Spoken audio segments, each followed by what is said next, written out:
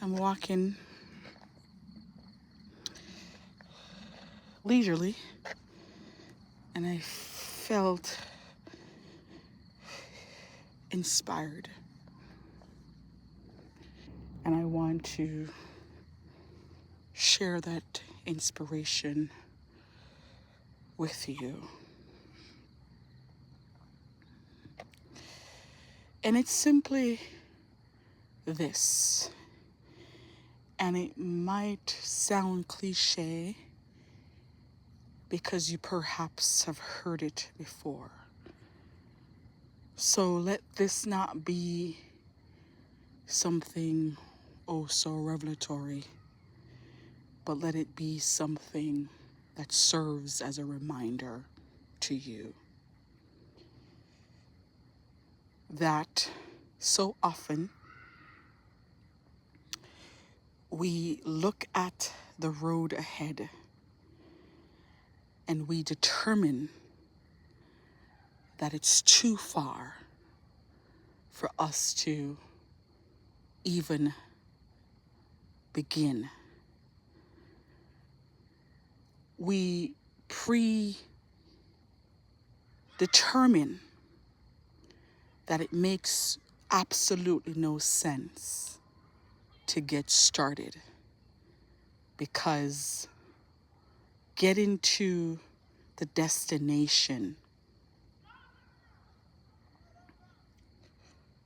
would prove too hard. But I'm here to tell you simply,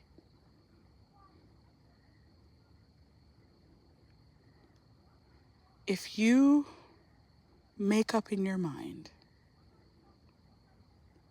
that you are going to conquer that feat one step at a time, believe you me, you will get to the end of the road. Along the path, you may have to pause and reset. But my encouragement to you is to stay on the path. Because once you stay on the path and continue to walk, even after a pause, you will get to that destination. I think oftentimes we give up before we begin, only to realize that seconds have passed, minutes is passing, hours, days, weeks, months turn into years, and it keeps elapsing. And time is not waiting on you, nor is it waiting on me.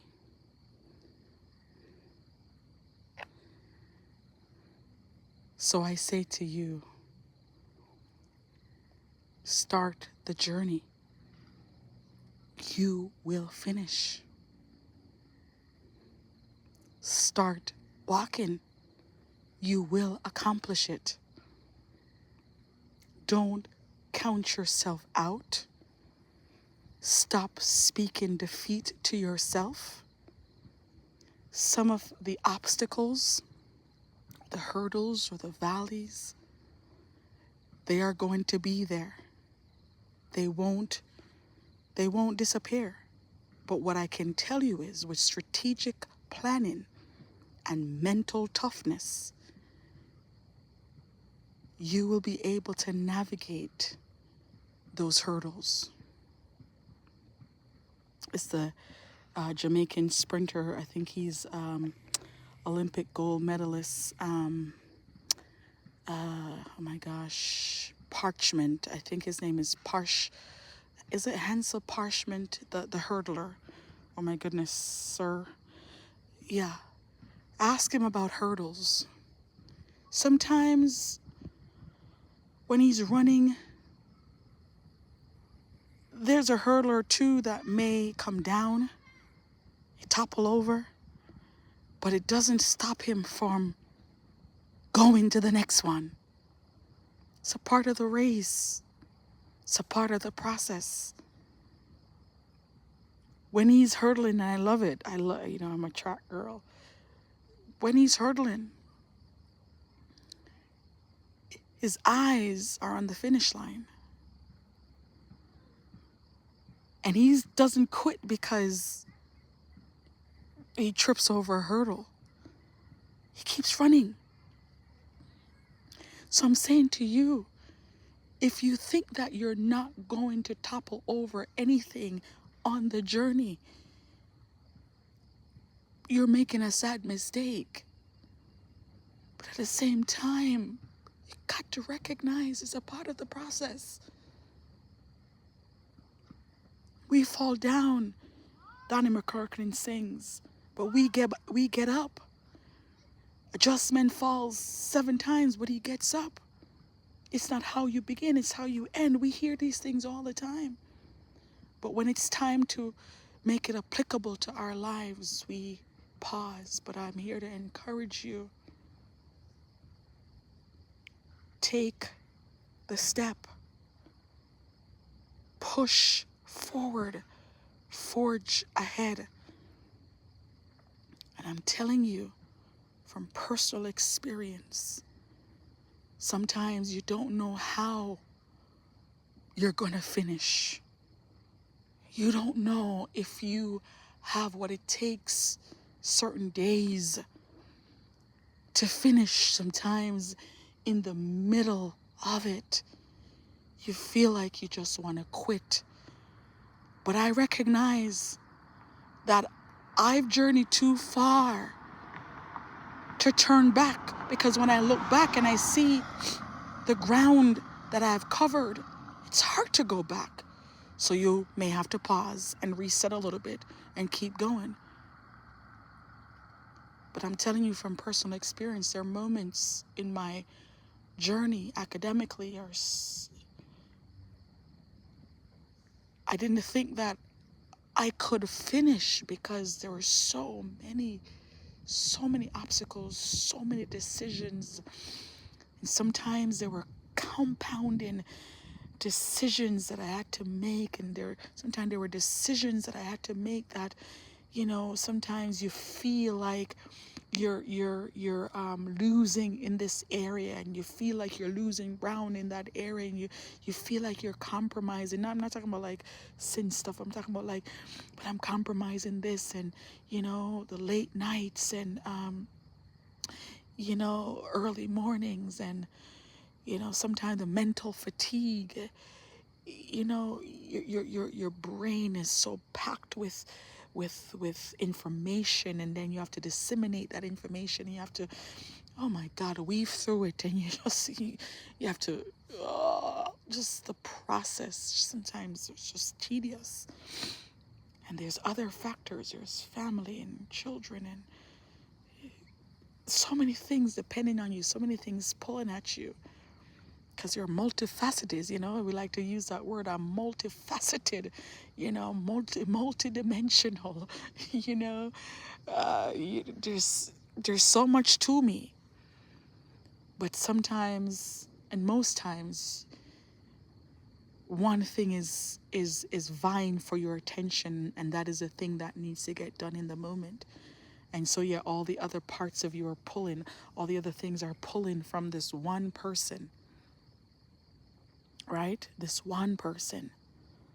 But you have to make up your mind that, you know what?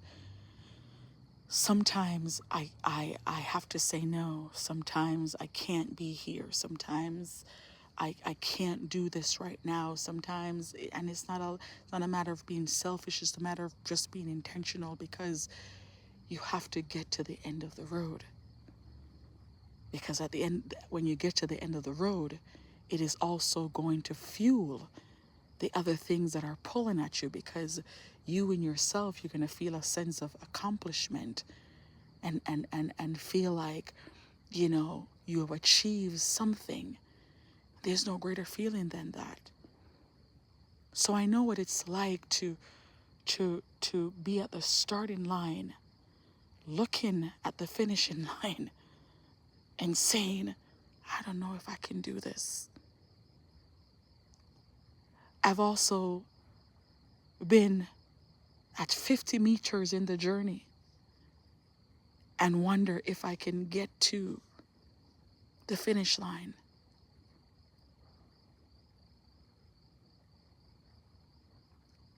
I know what those moments are like.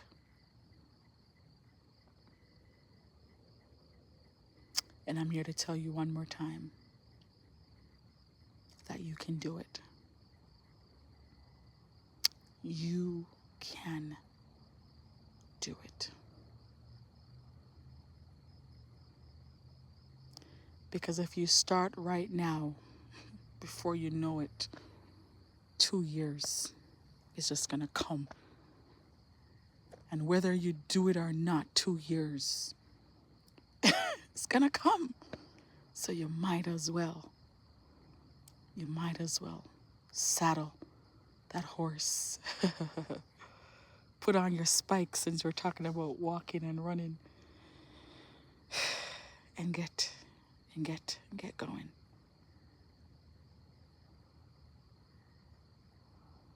While I'm talking to you, I am reflecting.